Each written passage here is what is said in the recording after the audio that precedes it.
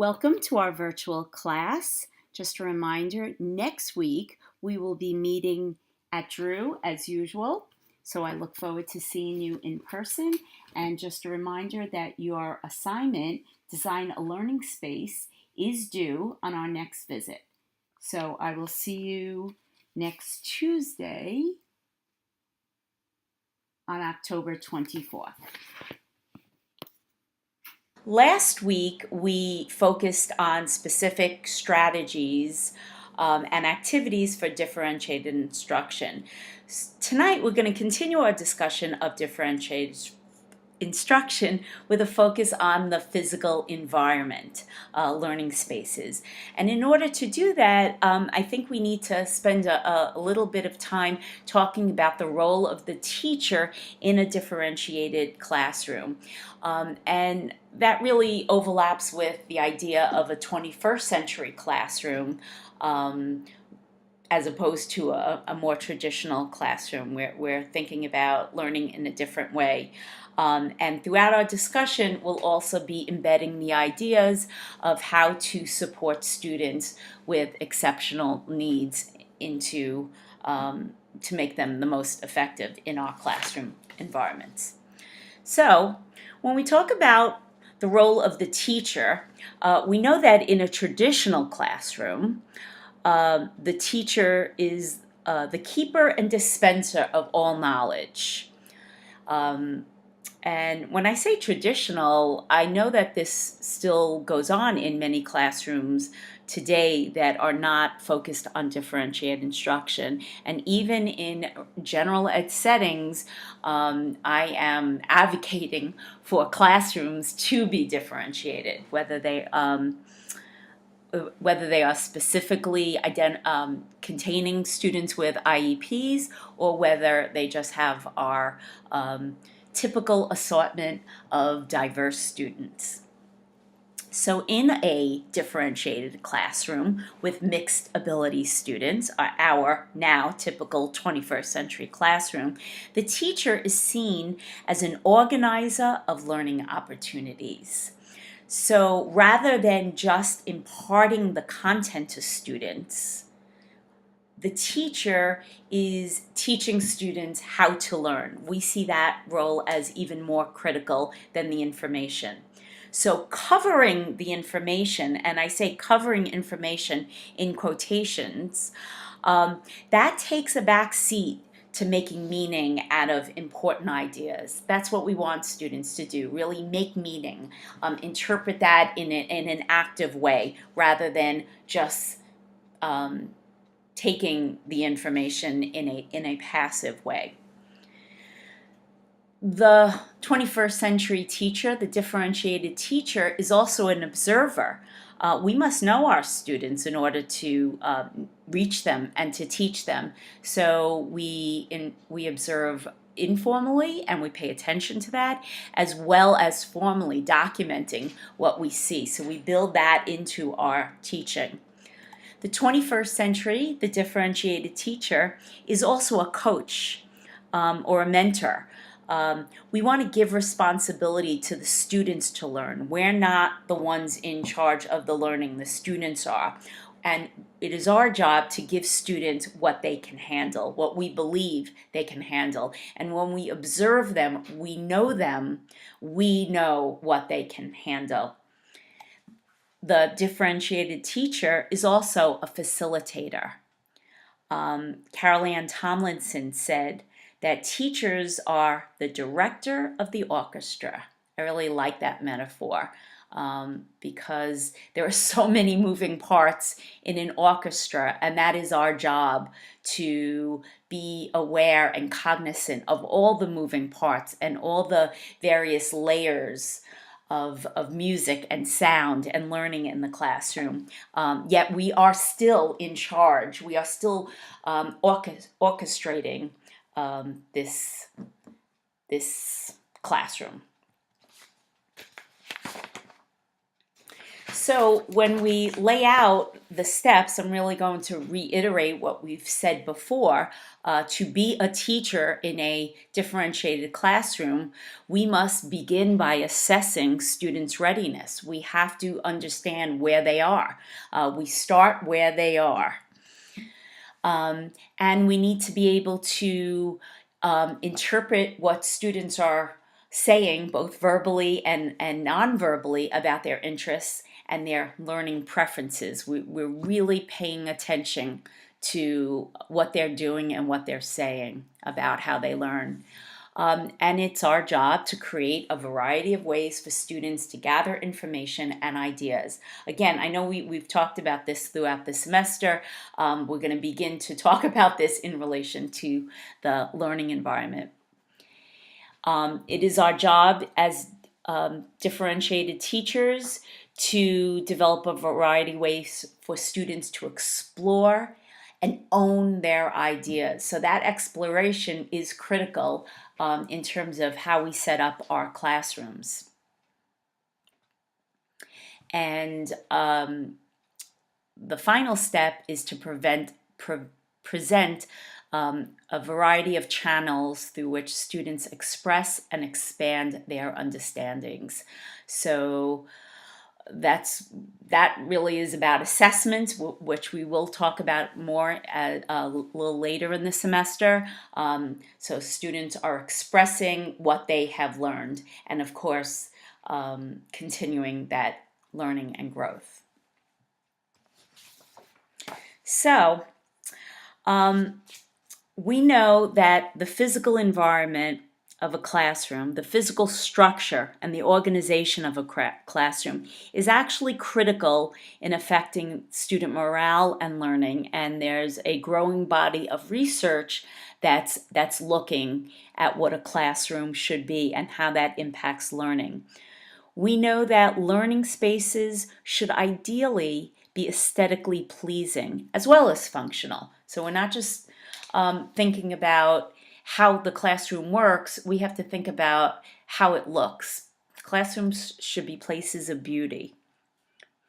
Early childhood and elementary teachers typically spend a great deal of time planning their classroom space. I've mentioned this before. However, often they create clutter in their environment because they bring too many things into their classroom that they deem important, and the environments become overly stimulating. And we know that for many of our students, not just those who are easily distracted, but it's not. There's no research showing there's any benefit to having more and more things on the wall, and there's more and more research showing that less is definitely better when it comes to classroom environments. We know in secondary classrooms, teachers don't spend as much time on the environment, kind of the opposite of elementary and early childhood classrooms that clutter the environment with so many things. So there's the other side where not much thought is put into the design of the classroom space. And we know one of the biggest challenges is that a lot of secondary teachers don't have their own classroom. They may have to move from classroom to classroom, so they share space. So that becomes I guess, an obstacle to creating these places of beauty for their students. However, I would encourage those of you who are going to be middle and high school teachers to think about how you can at least change the classroom seating and have students engaged in that process. When they get there, they can automatically set the classroom seating the way that you want it to be, or the way that you and the students have agreed it to be prior to you getting to the class. So let's talk about seating, classroom seating, and we'll review the common classroom arrangements. So rows is probably what we think of as traditional learning. I think it also may have a place in our 21st century classroom. We know that rows are great for students doing individual work, quiet work. It's great for taking tests. It has the least amount of disruptions, and certainly in terms of test taking, it would be the most feasible in terms of avoiding cheating in a classroom. It's very easy for a teacher to supervise students in this kind of setting. But as you can probably imagine, it's not necessarily conducive for interaction among students. So it's really meant for all eyes focused in one place and not really students turning to each other. In fact, students in the front of the room can't see the rest of the class. They're only focused on the teacher. And we know that students in the back of the class have to look at the back of students' heads. Let's also talk about the teacher's desk. In most classrooms, traditional classrooms, but in many classrooms I see today, it's often front and center. It's the central part. It's where teachers would be, as if a teacher is teaching from his or her desk. And certainly there are teachers that do that. But in a more 21st century classroom, some of the newer designs will either not see a desk at all, or the desk is not going to be in the center of the focus. It'll be off in the corner, and less the focus of the room. I do understand the challenge for teachers because for many, this is their only place to store materials. But let's think of it that way. Is the purpose of the desk a place to store personal belongings, or is it where the teacher will be teaching from? So unless you plan on teaching from your desk, and I'm not encouraging that, we may think about more creative places to put our desks, or eliminate them altogether if at all possible. So a lot of schools recognize that rows do not create the kind of environment, are not conducive to cooperative learning and student discussion and students working together in collaborative efforts. So we see very often in schools now what we call clustered seating. So the desks are grouped together in groups of 4 or sometimes 6. I happen to think 6 is way too big for a group to work together to discuss. But so I think groups of 3 and 4 are the ideal kind of cluster if we want them to work together. So as you can imagine, it does lend itself very nicely for students talking with each other and collaborating. But what happens when you don't want them to talk to each other and collaborate? What if you're standing at the front of the room and teaching a lesson using the board? Students aren't faced towards you. So that, I think, is a huge challenge when you have this kind of seating. One of the things I like to suggest is to ask students to turn their chairs and face the front of the room if that's where you are and that's where you want their attention. For many students, the opportunity to engage with their peers is very, very tempting. There actually has been some research that shows that in clustered seating, like you see in this picture, students were only on task 62% of the time. However, when they are in rows, they're on task 82% of the time. So that's an important thing to consider when we set up our classrooms. Is what is the activity we're asking them to do? If it's independent activities, if it's frontal teaching where all the students are faced to the, or should be faced to the front where the teacher is in one spot, then clustered seating like this may not be the ideal setting for those activities. So here's another alternative, I'd say pretty popular, called the horseshoe or a U shape or a semicircle. Um, and this is an opportunity. Certainly, the students can all see one another. And it's really great for classroom discussions for that reason. They can see each other. And what it does is create a large space in the middle that can be for small group work or for any other kinds of collaborative work or for demonstrations. So this is, again, a popular design. Now, we can combine different methods. There's no saying that one way is the only way to go. So I do see this in classrooms where teachers may have some students in rows, those students who may be easily distracted and really need to face in one direction. And are distracted by sitting next to peers. And we can create clustered seating for those students who can work really well in clusters. The one thing I would want to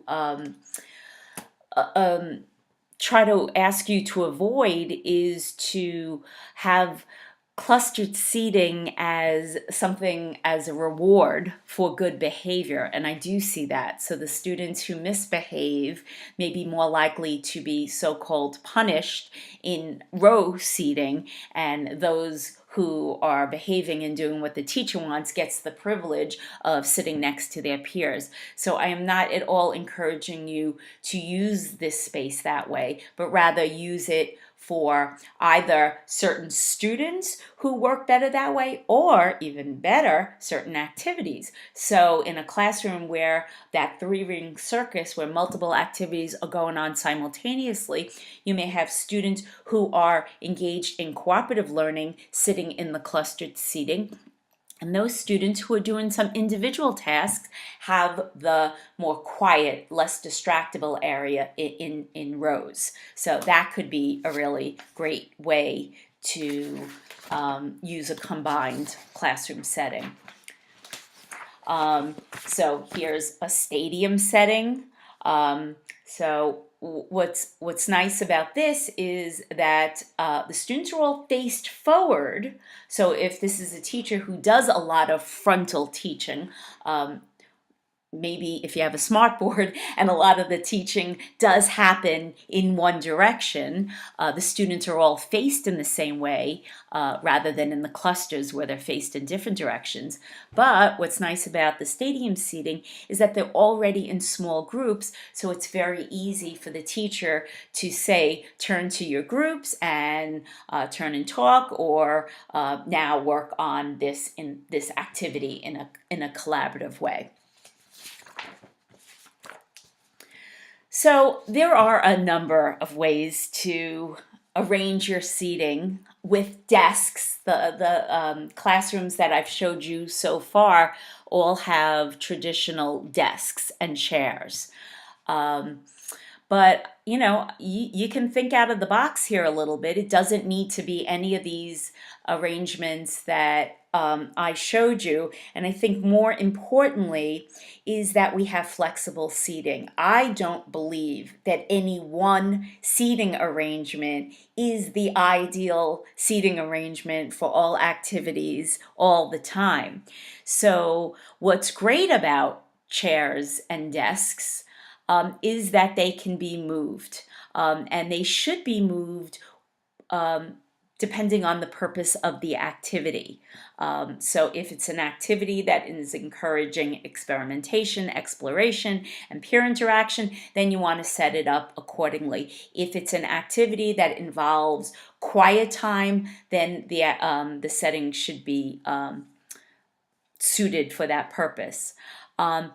So while I'm suggesting that seating arrangements can and should be changed, let's also think about that change is sometimes difficult for some of our students, and in particular, our students who are on the autistic spectrum. We know that that may be very difficult. So I'm not suggesting that you haphazardly change it, but you would include the students in that process so they understand the purpose of the change, and not only make them aware and again engage them in the movement so that they feel a part of it and it's not done to them. So keep an eye, keep in mind moving the seating for the particular activity and instructional needs of the particular students.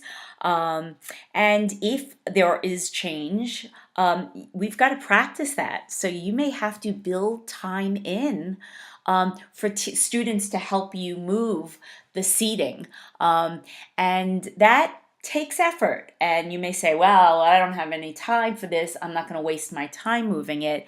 I guarantee you it will get quicker and easier. I've done a lot of work with moving arrangements like this, and sometimes I like my students in a circle with just their chairs. So that means moving the desks around, it means moving the centers around, it means rearranging the whole environment. And what I do with the students is we brainstorm before we move a piece of furniture. So we kind of take this as a collaborative task and say, how do you think we should do it? And various students can present ideas. We may try one, then reflect on it, and try a different strategy the next time. But with practice, with some brainstorming and practice and planning, the movement can be really efficient. When I work with students and ask them to move into a different configuration, I've taught them these words, and I remind them that we move quickly, quietly, safely, and cooperatively. And even first graders and kindergartners have been introduced to these words: quickly, quietly, safely, and cooperatively. And they know what it means, and they know what the expectations are. And I can tell you that I have transformed classrooms in 30 seconds. It doesn't happen the first time, but we do get there. And by the way, timing it is a nice way to provide feedback to the students about how we did as a community making the move. So now I'd like to move away from these traditional settings, configurations with desks and chairs and a teacher's desk, and look at some new designs, new ways that schools are thinking about their classroom learning. So the examples in the next few slides come from a school district in Wisconsin, the Heartland Lakeside School District. And it was done with a tremendous amount of input by the students and the teachers as well as families. And so their goal was to transform learning, where the teacher would be the facilitator, as we talked about. The new role is the teacher is not the center of everything, but this teacher is moving around the classroom. And we know that the students need to be able to move around the classroom too. They learned that. And so they created learning spaces that had furniture that was easily rearrangeable, depending on the activity throughout the day. So sometimes students need to talk to each other and collaborate. Other times they may need to work in rows or clusters, and traditional desks made that collaboration difficult, they felt. One third grader said that my desk used to feel like a prison. I used to sit in school and think about being at home where I could get comfortable. Now I'm just as comfortable at school as I am at home. I never thought about that desk could feel like a prison. We like it as teachers because it keeps kids controlled, keeps them in one place. But for students, that confinement may really feel quite awful and feel like a prison, as that student said. This is an example in the same district, excuse me, of a, sorry, of a middle school classroom. And where students and teachers are working together throughout the day in many ways. So at one point, a student may be researching and needs a quiet space. That they have a space, they call it the cave, a quiet place. Any time later, a student may need to pull, the teacher may need to pull a team of students together. And sometimes the teacher may pull the whole classroom together. They've actually named the different areas. So the quiet space is the cave. Where students can work in a collaborative center is called the campfire. Really like that idea. And where the teacher brings everybody together to report back on their discoveries, they call that the mountaintop. So these kinds of flexible spaces, again, requires furniture that's easily movable. And in terms of technology, obviously devices, mobile technology really makes that so much easier. We know that a typical classroom has the computer center with desktops that, quite frankly, take up a lot of room. And we know we need a lot of computers. So you may see classrooms with up to 5, large class desktops that are taking up a lot of space and cannot be moved. That's the problem with the desktops, is they're tethered to all the wires, so they are not easily movable. So I always advocate for certainly laptops and tablets, which actually I advocate for that tablets now over smartboards. Still school, I mean, smartboards are great if you have them, but they are often tethered to one spot in the wall. Whereas if you have a mobile device, an iPad, for example, a tablet, and a projector, you can still project onto the wall, but you can move that laptop around and make learning happen in many different spaces throughout the classroom. This is a high school classroom in the same district. And one student said, "It makes me feel excited to come to class. I think it makes me feel a lot more relaxed, makes me feel more comfortable, and I want to learn." So just take a look at these students on beanbag chairs, cozy. Some are sitting at desks, not at desks, excuse me, at tables with chairs. So you have a combination of seating arrangements here, but the students are working. We don't see the teacher in this picture, but I'm pretty certain that the teacher is walking around and facilitating learning and making sure the students are engaged in something meaningful. Let's talk about seats for a minute, chairs. So when I went to school, teachers were always saying to children, "Don't lean back on your chairs or you'll break your head." Hopefully, I don't hear that anymore. We don't want to scare students, but we'll still say, keep all 4 legs on the ground so that you'll be safe. That's the more modern way of telling students not to move and not to rotate in their chairs. But in a 21st century classroom, we know that asking students not to move is not necessarily the best thing we can be doing. So look at this classroom that has a variety of arrangements for learning. So you see some students sitting on an exercise ball that allows them to roll back and forth, that allows them to bounce up and down, and actually works on their core muscles, instead of in a chair where kids will be slouched and not necessarily sitting up tall and in a better posture for learning. If you see those stools, these stools are called Hokie stools, and they are purposely designed to allow students to rotate and roll and move all around. So these are becoming popular in classrooms. They do take up less spaces than the balls, but they are, we're seeing these more and more. Unfortunately, I'll see one or two in a classroom. What I like about this classroom we're looking at is there's a whole bunch of variety. And the last seating arrangement, and I say that in quotes, is these two students standing. We see more and more adults who are opting for standing desks. They find that sitting all day long is so unhealthy for them.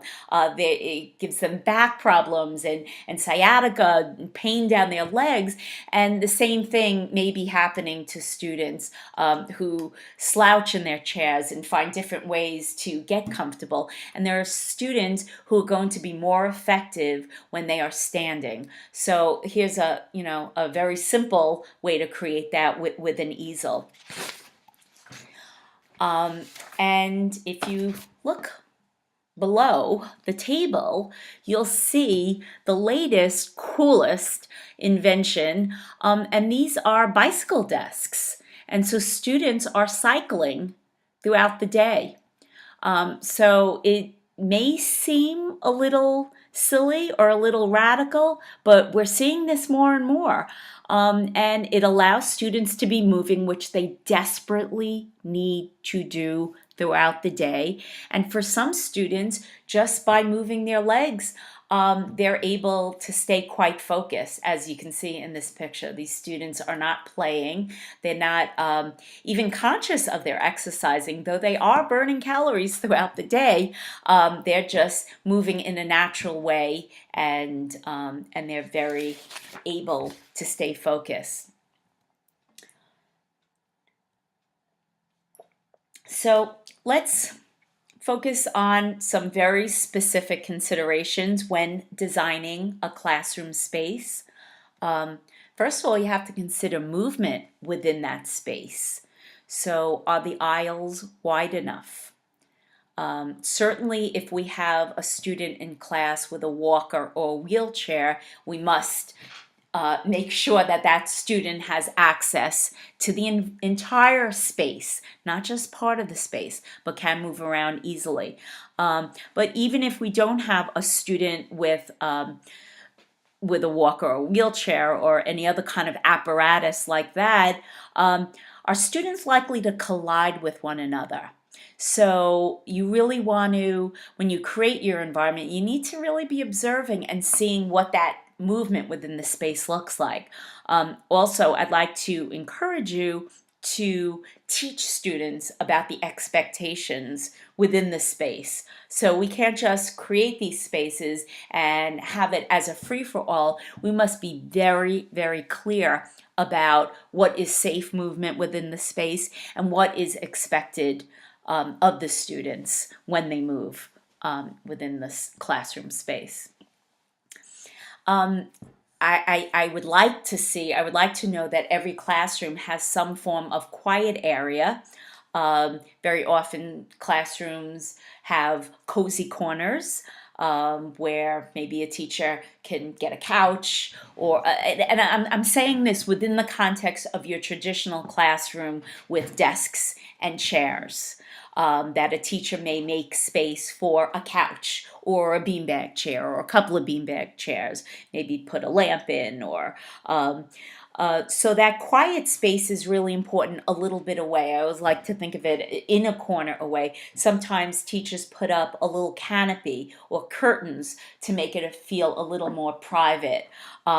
So while private is good, I'm not in any way suggesting that there should be an area within the room that a teacher can't see at all times. We certainly don't want to create an environment where it's dangerous, where something can happen out of a teacher's eyesight. So obviously, we saw in some of these examples, there's a variety of workspaces. Think that some students may still work better at desks with that Once the student example I gave you, she said it felt like a prison to her. Another student might feel very comfortable at a desk. It may feel comforting to have those boundaries and perimeters to confine them. So we have to think about the space that works best for our particular students. Some students work great on the floor. And as I said, some work nicely on couches or beanbag chairs. So think about a variety of workspaces within your classroom. Lighting, this is an important consideration. We know from research that natural lighting is best for students. Their behavior is better and their productivity is better. I also know that in most of our classrooms, we don't necessarily have much control over the lighting, but I want you to think about how you can utilize what you have as best as possible. So, certainly, minimal natural light is not good because we know that it actually can increase student depression. So there are classrooms where there are no windows whatsoever, or just a little bit at the top because it happens to be a classroom in a basement. So we have to make extra efforts to find ways to bring light into that kind of classroom. The other extreme, too much light, is not very practical, especially if you're using visual media. If you're using a projector or students are using a laptop, if there's too much light, it may be difficult for the students to see. So that right balance is important. We know that harsh fluorescent lights is the least desirable. Incandescent lights are much more desirable in terms of student productivity. And even better than that, lamps, they are preferable to overhead lighting. And my favorite is a dimmer switch. If it's all possible to install a dimmer switch in a classroom, you can control different lightings for different times of the days or activities. Color. We know that bright colors and busy patterns are not conducive for learning. They are very typical.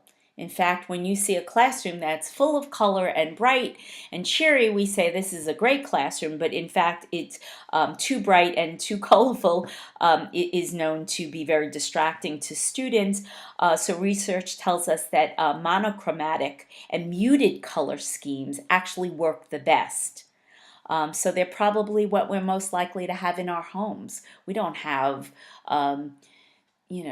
overly stimulating walls in our homes. There's a reason, because they're not necessarily conducive for concentration and relaxation.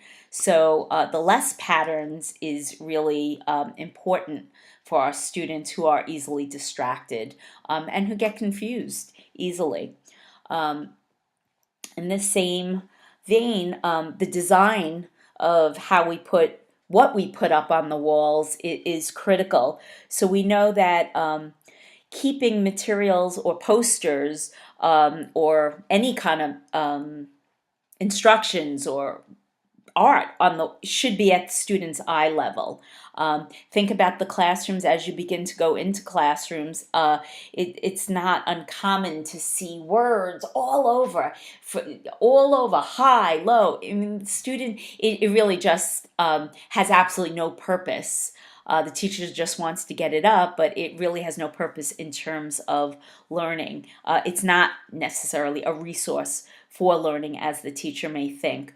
Also think about lamination, which is a teacher's favorite thing. Teachers love laminated materials because it makes the materials last. But lamination could cause glaring. And certainly some students with visual impairment may find it difficult to see what's the information that's posted on the wall if it is laminated.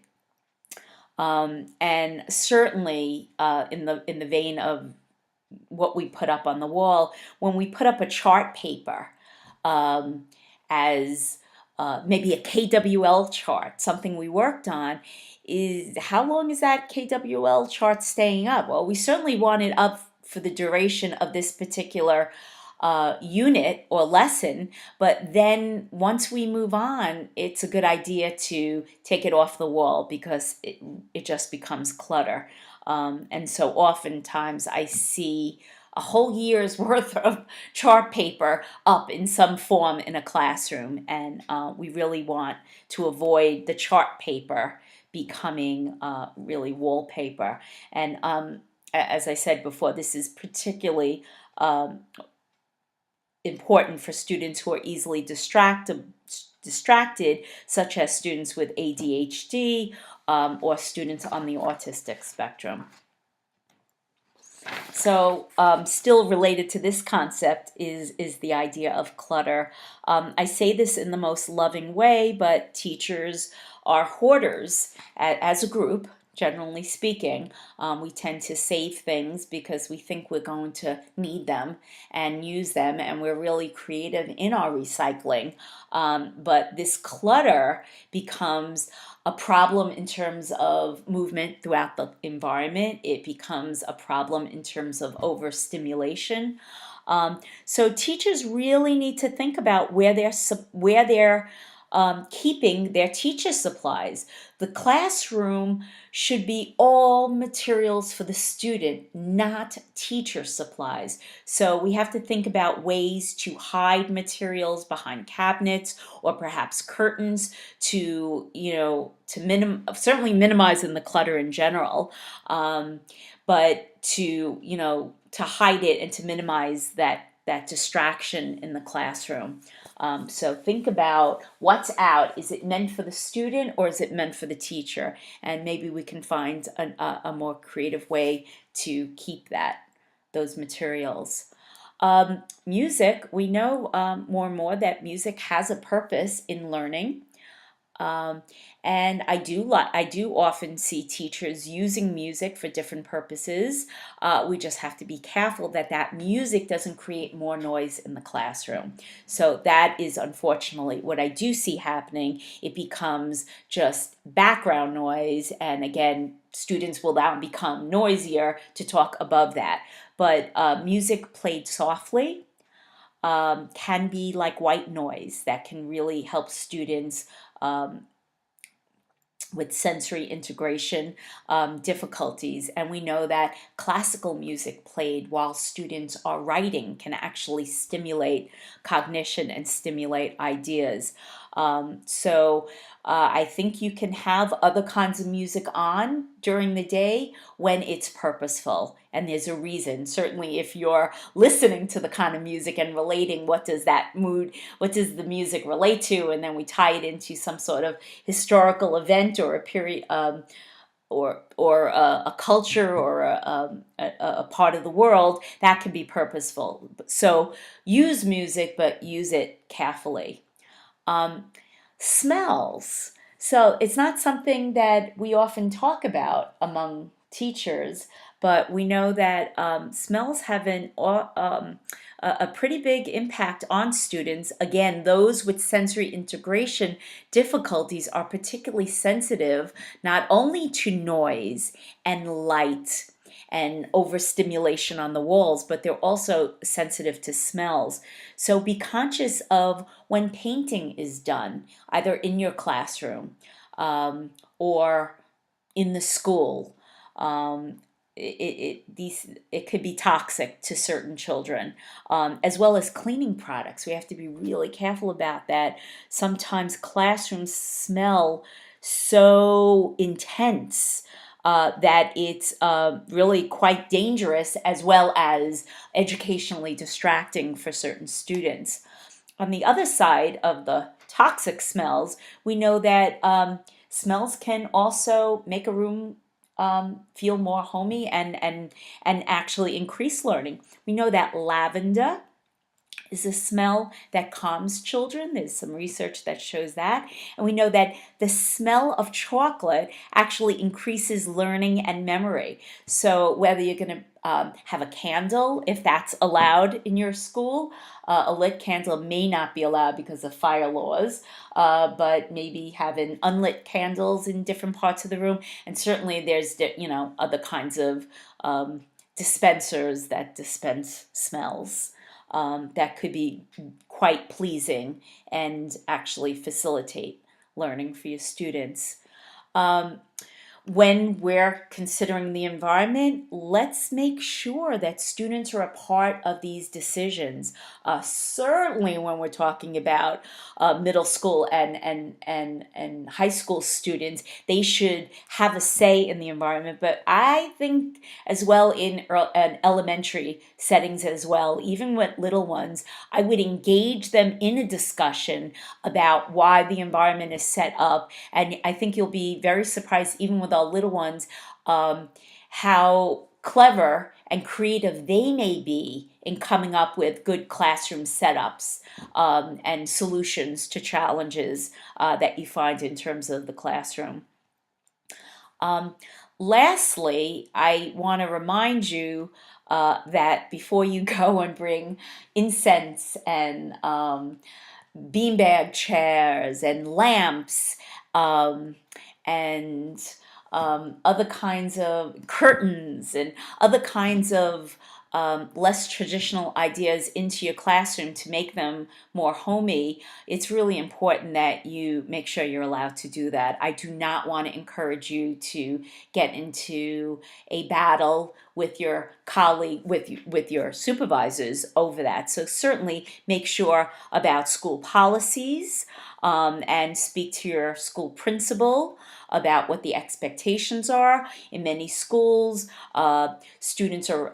teachers are required to post the daily objectives, the learning targets. The learning targets are the objectives in student language. So instead of the student will be able to write a 5-paragraph essay, a learning target would be I can write a 5-paragraph essay, for example.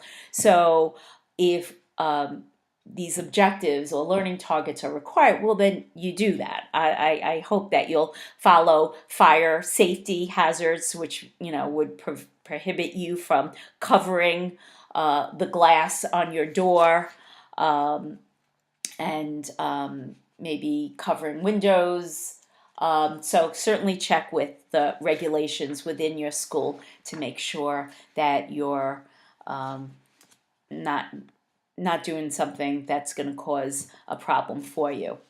That said, I do want to encourage you to think out of the box and to be creative and to move away from the classrooms that you grew up in and the classrooms that you'll see as part of your observation and student teaching, and think about classrooms of your imagination. Think about classrooms that make kids feel a certain way. I want you to be inspired, and I want you to inspire your students to learn. Think about making the classroom feel more like home and less institutional. Think about how it can be, how these the words that you put up, though not overly stimulating in this picture, can be inspirational and motivational for your students. And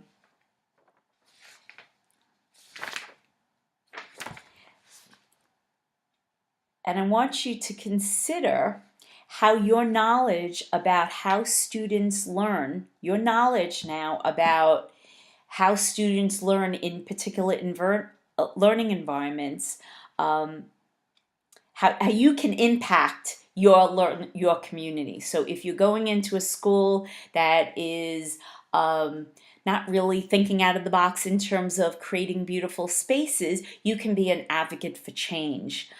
you can be an advocate for 21st century classroom design. I'm not telling you to get into any kind of squabbles with your colleagues or supervisors, but I do think that you may need to be an advocate and be somebody who comes in as an innovator.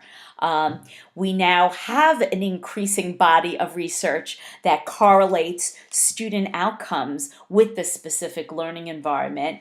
So you can utilize this research. And I hope that when you get to set up your classroom, your own classrooms in a couple of years, that the kinds of pictures that I've shown you in these in these slides will not seem radical, and will actually become more typical as you move into your teaching career.